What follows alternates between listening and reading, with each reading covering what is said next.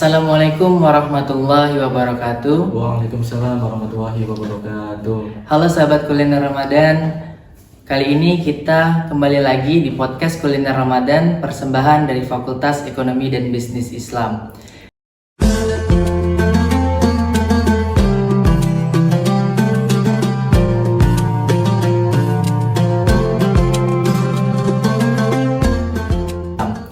Nah, sahabat kuliner Ramadan, kali ini saya Muhammad Renol Syaputra kembali berkesempatan menjadi moderator dengan tema yaitu implementasi Fatona. Nah, sahabat kuliner Ramadan, kita kedatangan salah satu narasumber penting kita yaitu Bapak Pamuji SEI ME. Nah, sebelum itu selamat pagi Bapak, apa kabarnya Pak? Alhamdulillah sehat. Alhamdulillah. Nah, mungkin Bapak boleh perkenalan terlebih dahulu Pak ke teman-teman sahabat kuliner Ramadan. Oke, bismillahirrahmanirrahim. Assalamualaikum warahmatullahi wabarakatuh. Perkenalkan, nama saya Pamuji SEI ME, dosen Fakultas Ekonomi dan Bisnis Islam, Prodi S1 Ekonomi Syariah. Wah, mungkin boleh langsung ke pertanyaan aja Pak. Boleh, Ya? saya. Nah, karena kita membahas tentang implementasi Fatona, mungkin apa sih Pak dasar dari Fatona itu artinya apa Pak? Oke, Fatona itu kalau dalam bahasa Arabnya ya Fatona itu yang artinya adalah kecerdasan, ketajaman akal atau kebijaksanaan dalam bertindak. Ini adalah salah satu sifat dari Rasulullah ya. Sifat Rasulullah itu kan ada 4. Iya. Ada amanah, tabligh, sidik, dan fatona. Dan kalau untuk pengimplementasian dalam kehidupan kita sehari-hari, selaku umat Islam memang dituntut untuk bisa niru dari sifat Rasulullah tersebut. Itu. Berarti Fatona ini kurang lebih seperti kecerdasan berpikir kita gitu Iya, Pak ya. benar. Nah, lalu ada nggak sih Pak nilai-nilai dari sifat Fatona ini yang bisa kita terapkan dalam kehidupan sehari-hari kita Pak? Oke. Kalau untuk penerapan dalam kehidupan sehari-hari ini wajib hukumnya, ya. Sebagai umat Islam itu wajib hukumnya. Karena apa? Ini sifat Rasulullah dan kita adalah sebagai umat dari Rasulullah. Dalam pengimplementasian Fatona di kehidupan sehari-hari itu bisa dimulai dari keluarga, dari mendidik anak, dari komunikasi dengan istri atau komunikasi dengan keluarga besar, supaya apa? Keharmonisan itu terjalin dengan erat ya, dengan menerapkan sifat Fatona ini. Begitu juga dengan menerapkan di dunia kerja ya, sangat perlu, karena Fatona ini dunia kerja ini harus dipakai di dunia kerja ini harus menerapkan sifat Fatona. Karena apa? Dengan Fatona ini kita kerja dimanapun tempat kita kerja itu bisa berjalan dengan baik dan tidak ada hambatan suatu apapun. Yang selanjutnya itu adalah penerapan sifat Fatona itu di kehidupan di masyarakat ya. Ketika kita hidup di masyarakat, sifat Fatona dalam bertindak dan sebagainya, kita harus saling menghormati baik tetangga, baik orang yang belum kita kenal, baik dengan anak kecil, orang dewasa, baik yang sepanar. Supaya apa? Supaya kita menghargai mereka, mereka juga menghargai kita. Ya, karena setiap manusia itu ya juga pengen dihargai ya. Begitu. Yang terakhir ini pengimplementasiannya adalah ketika di dunia pendidikan. Contoh ketika dosen mengajar kepada mahasiswanya ya, dan seorang guru mengajar kepada anak muridnya. Kalau zaman Bapak dulu masih ingat itu ada anak keong mas namanya.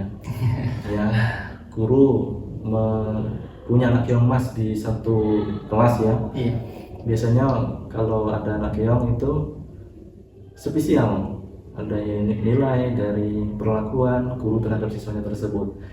Walaupun anak tersebut itu membuat kesalahan atau tindakan yang melanggar peraturan di sekolah tersebut, pasti dibilain. Ini tidak boleh terjadi ya di dunia pendidikan. Tapi saya pernah alami itu, pernah ada di zaman Bapak waktu itu ya. Sebaiknya gimana dalam menerapkan sifat Fatona seorang pendidik? Intinya semuanya sama, yang kita ajarkan baik murid baik mahasiswa itu harus sama. Yang membedakan mungkin ngasih nilai ya sesuai kesungguh-sungguhan dari siswa tersebut, dari kesungguh-sungguhan dari mahasiswa tersebut dalam belajar. Mungkin kita akan memberikan reward atau nilai yang plus lah ya bagi yang sungguh-sungguh. Harus bijak dan harus adil ya. Baik Pak, kalau tadi kan secara implementasi dalam kehidupan sehari-hari kita, dalam bermasyarakat, dalam lingkungan keluarga maupun sosial. Nah, kalau di zaman Rasulullah terlebih dahulu tuh gimana Pak? Si penerapan sifat foto ini kepada para sahabat Nabi. Iya, Rasulullah itu sangat bijak ya. Di zaman Rasulullah juga terjadi ya perselisihan antara para sahabat dengan sahabat satu dengan sahabat lain itu ada juga yang terjadi kayak gitu. Maka Rasulullah selalu menengahi atau menyelesaikan permasalahan antara sahabat ini atau mendamaikannya. Karena Rasulullah ini sangat bijak Rasulullah sangat bijak dalam menyelesaikan permasalahan sahabat ini, sehingga sahabat satu dengan sahabatnya satu lagi ini tidak, istilahnya itu tidak ada yang Bertengkar. iya bertengkar ya, tidak yang bertengkar. Semua mendapatkan keadilan masing-masingnya. Nah, yang kedua, ketika terjadinya perang Uhud, Rasulullah menginstruksikan kepada sahabat-sahabatnya ketika perang itu di posisinya masing-masing. Walaupun ketika perang Uhud itu mengalami kekalahan ya, awalnya menang, yang kedua adalah kalah. Ini salah satu sifat patungan Rasulullah. Tetapi ketika kalah, ada salah satu buku yang bawa baca, tetapi tidak sampai mengalami kekalahan yang signifikan, yang sangat besar gitu. Ya. Berarti kurang lebih itu kita sebagai mahasiswa ataupun sebagai masyarakat itu harus mengerti sih apa itu fatona ya Pak. Iya. Terus juga karena ini juga berpacu kepada kecermatan dalam berpikir, masuk juga ke dalam kebijaksanaan dalam bertindak, seperti itu kurang lebih ya Pak. Berarti bisa dapat disimpulkan bahwasanya nilai-nilai fatona ini itu harus diterapkan dalam kehidupan kita sehari-hari.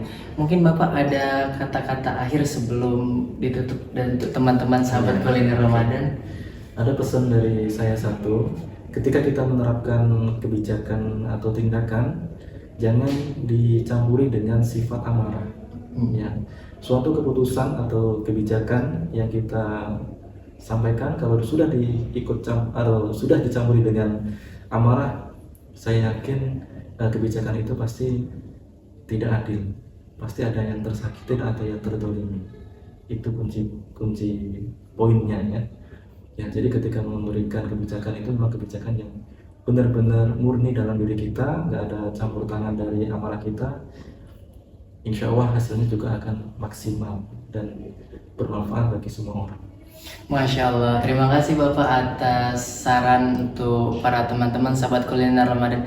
Bagaimana teman-teman sahabat kuliner Ramadan? Seru kan episode kali ini?